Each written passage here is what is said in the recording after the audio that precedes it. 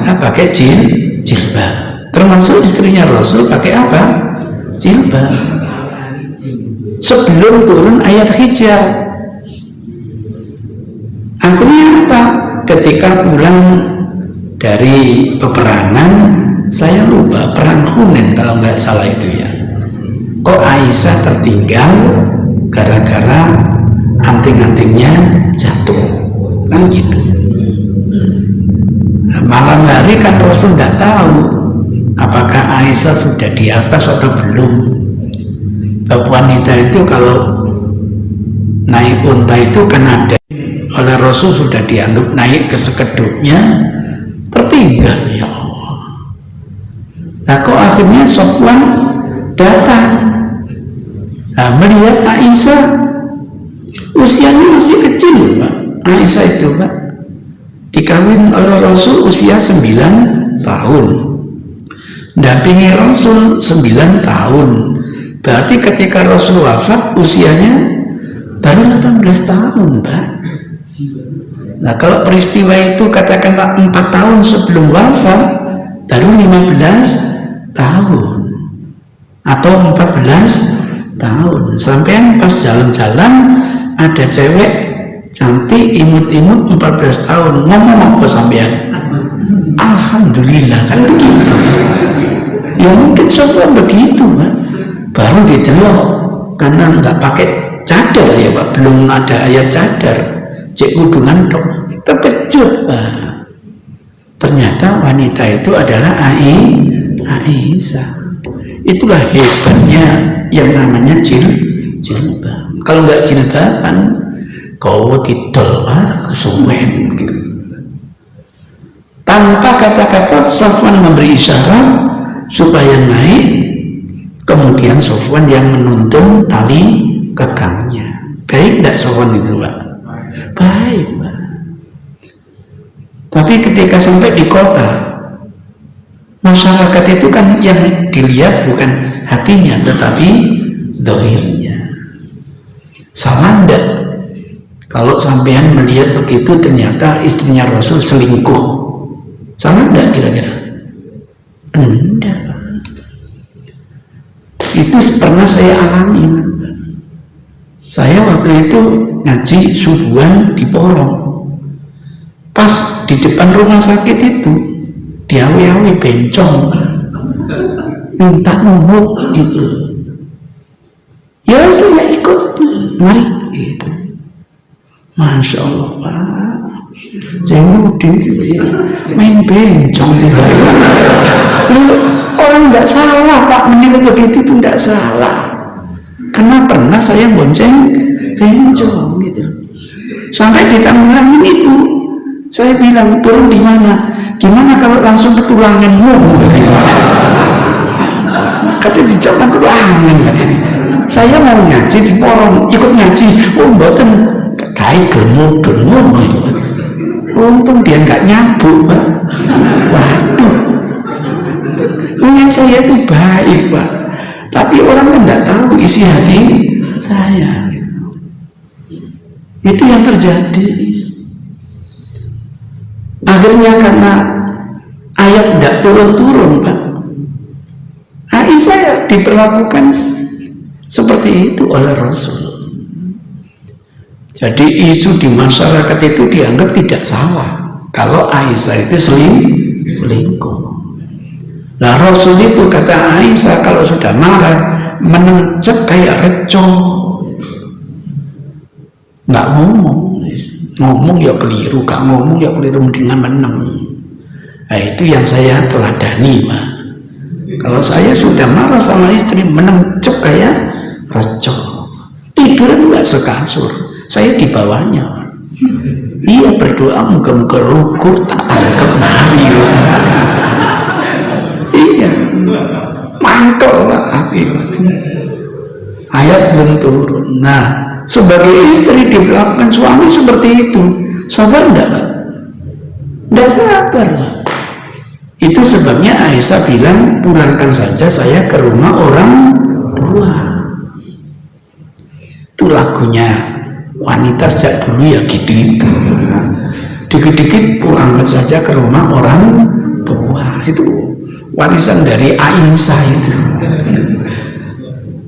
Bariro dipanggil karena Bariro yang sejak kecil itu merawat Aisyah. Ditanya, hai Bariro, gimana kamu terhadap isu itu?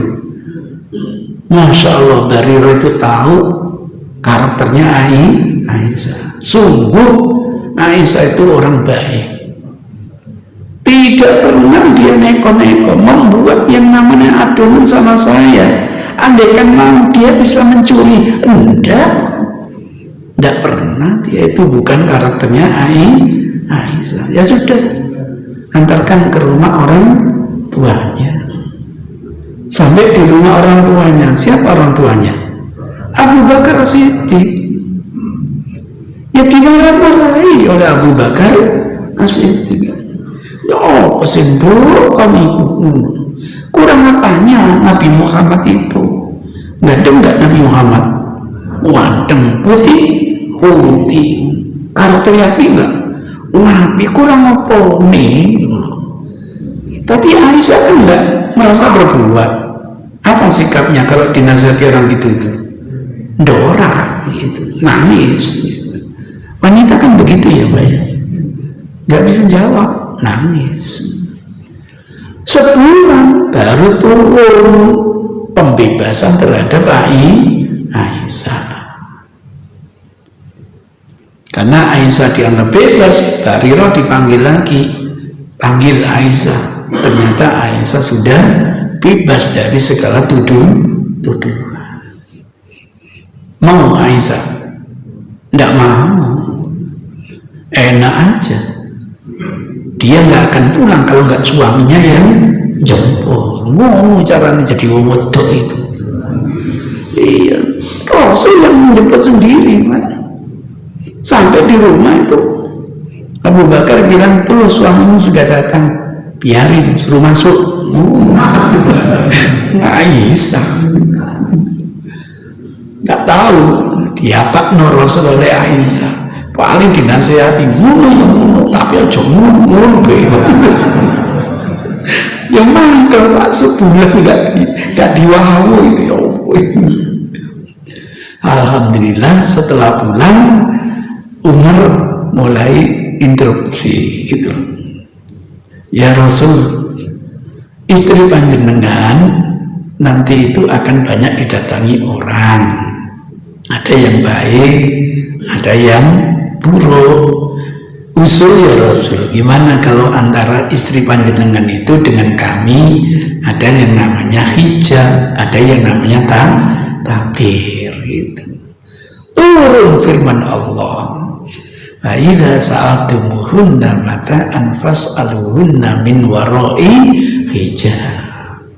Bangganya Umar bin Khattab, wafaqtu li rabbi, wafaqtu li rabbi. Gagasan saya sesuai dengan kehendak Allah. Sehingga ke depan kalau kita ke rumah Aisyah, ketuk dulu, utrukil bab, fasallim alaina.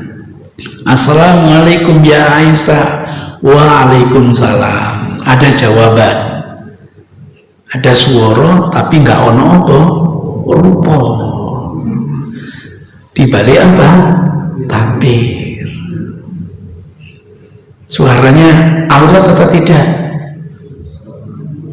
Hah? Nah kalau aurat jawabnya apa tulisan waalaikumsalam. Dia dengan suara gitu. Saya mau tanya gimana akhlaknya Rasul, dijawab kana khuluqu Al-Quran. Pakai suara apa? Pakai suara. Nah, kalau suara wanita aurat, dari mana kita bisa tahu sekian banyak hadis Aisyah, sekian banyak hadis Ummu Salamah? Itu ceritanya. Ini bukan hal yang pertama Aisyah yang namanya Umar bangga. Dulu ketika diajak haji sama Rasul, tawaf 7 keliling selesai, Umar interupsi, gimana ya Rasul kalau kita sholat di makom Ibrahim. Turun firman Allah, wattakhidhu bimaqami Ibrahim musalla. Ayat ini walaupun turun di Makkah tetap namanya Madaniyah karena turunnya setelah peristiwa hijrah. Wafaktu li Rabbi, bangga gagasannya itu sesuai dengan apa? Kehendak Allah. Nah, yang ketiga, mohon maaf, istrinya Rasul dulu itu kan modelnya geng-gengan gitu loh. Ada gengnya Aisyah, CS-nya itu Juwairiyah gitu. Nah, musuh bebuyutannya itu Ummu Salamah. Ummu Salamah kan bainal ya Pak ya. Wah, ini yang dicemburui oleh Aisyah. Pernah Ummu Salamah itu membawakan piring dipecah ya. Cemburu ibu kamu karena cemburu, Aisyah cemburu. Nah, yang ketiga ini adalah sama Hafsah, putrinya Umar. Berapa kali Umar sudah ngasih nasihat itu, kamu itu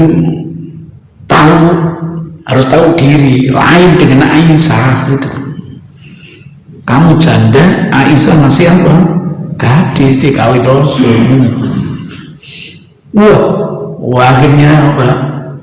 Yang namanya Umar karena ada indikasi seperti itu marah-marah kepada para istrinya Rasul.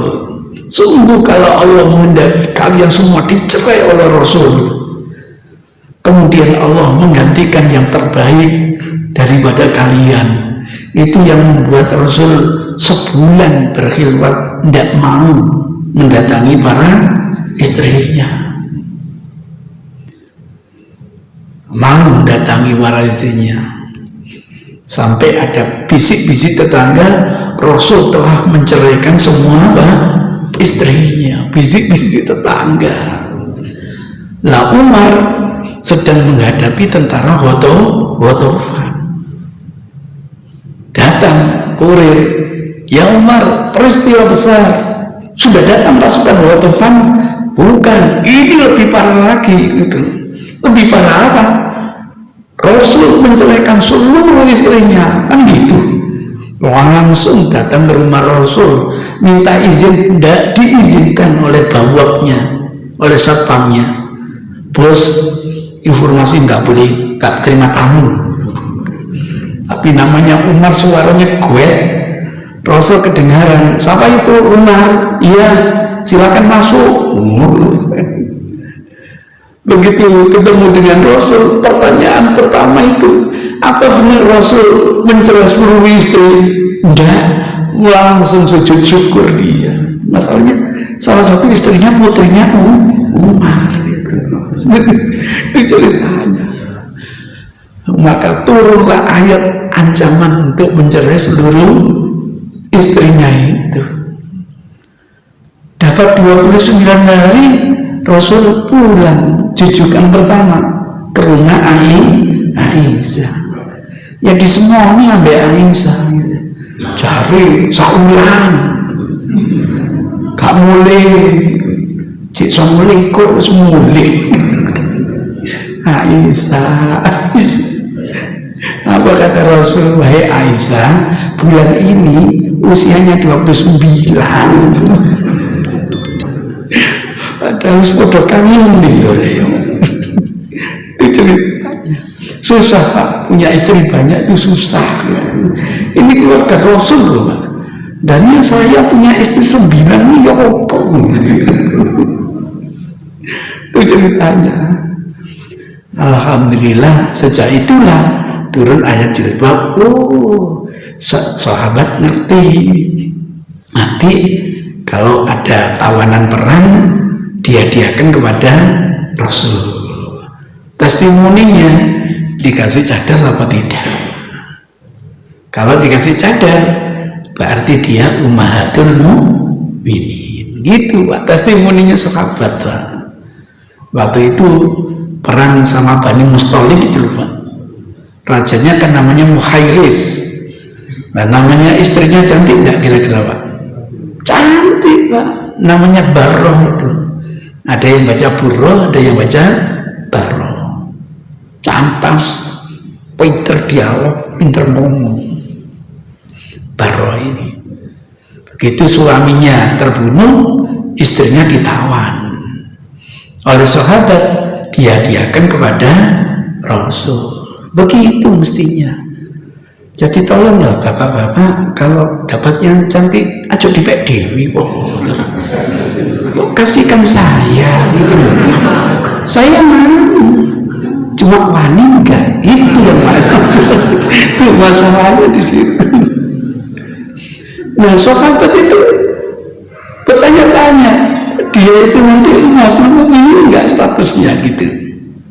Nah, ketika Barroh itu dikasih cadar, baru sahabat ngerti dia statusnya adalah ummatul mukminin, yang akhirnya oleh Rasul namanya diganti Juwairiyah itu. Nah, waktu perang lagi perang apa itu yang akhirnya dapat tawanan yang namanya Sofia itu. Sofia itu apa itu? Perang apa itu? Sofia ketangkap, dihadiahkan kepada Sofia binti Huyai ya. Sofia ketangkap, akhirnya ditawan, dikasihkan sama Rasul. Dan para sahabat bertanya-tanya, apakah statusnya ummatul mukminin? Enggak. Kalau dikasih cadar, nanti dia statusnya ummatul mukminin. Itu testimoninya para sahabat. Untuk wanita yang lain nanti menggunakan surat An-Nur ayat 30 sampai 31. Ayat 30 itu nasihat kepada laki-laki supaya menjaga pandangan.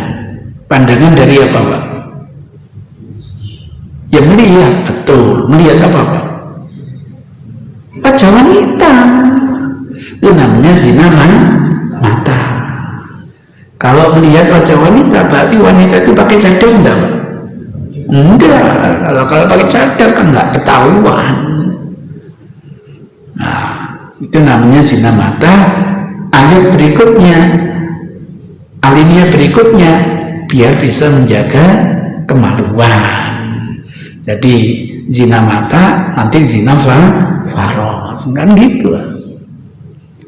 Pada ayat berikutnya, gantian perempuan mendapatkan nasihat dari Allah untuk menjaga apa?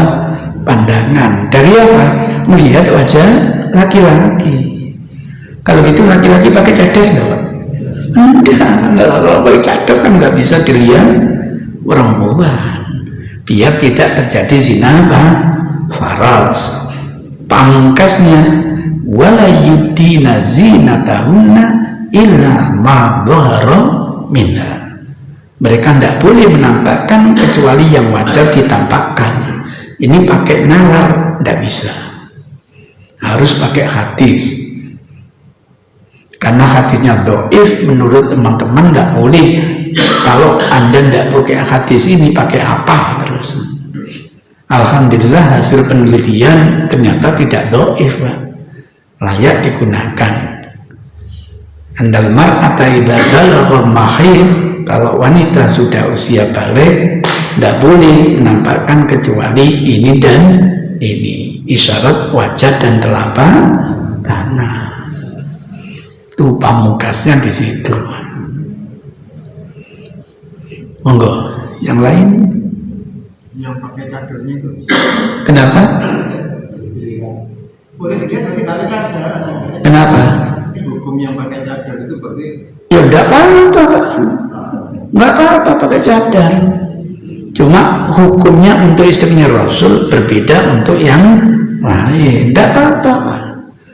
Yang kita khawatirkan itu ada termasuk yang saya enggak tahu pernah cerita enggak di sini.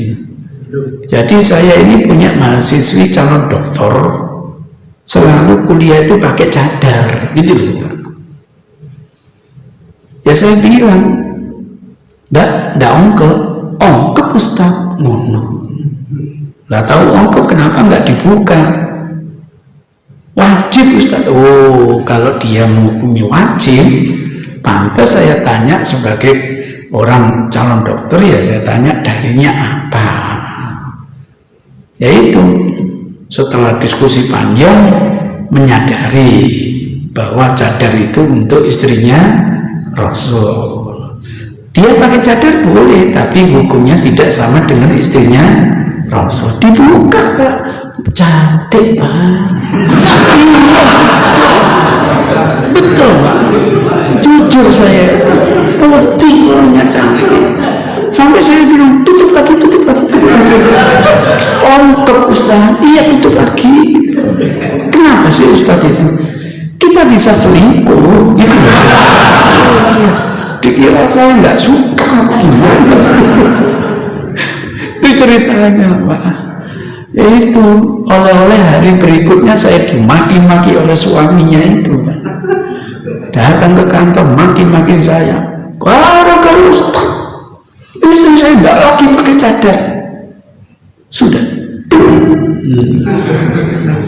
Untuk apa sekolah sampai tinggi-tinggi? Kamu sudah belum? Lanjut. Dari kalau macam-macam sudah. Wudu. Apa Ustaz? Saya teriak. Wudu. Gitu. Dikira saya nggak bisa marah. Bisa saya marah. Wudu dia. Setelah itu salaman dulu. Silakan duduk. Apa masalahnya? Istri saya sekarang tidak mau pakai cadar Ustaz. Kenapa? Ya itu, saya suruh tanya langsung sampean, pinter istri sampean. Sampai tanya dia, sampean nggak percaya. Yang bagus itu tanya langsung, mana istrinya? Di luar, panggil. Panggil, sekarang jelaskan kenapa kamu tidak pakai cadar. Jelaskan panjang lebar.